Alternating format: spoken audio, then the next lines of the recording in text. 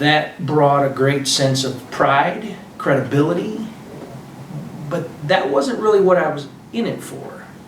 It was the knowledge that helped me do my job better and to serve my clients. I mean, because our motto in the Caterpillar production system was being a trusted advisor.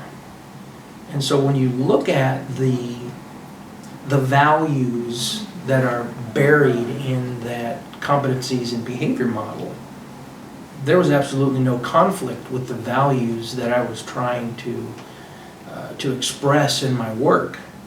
And so going through that certification process, well, all three of them, just added to my ability to serve the customer in a much more powerful way. And I think I realized that slowly because I could see the way that my clients, both internal and external, changed in the way that they met me in the work.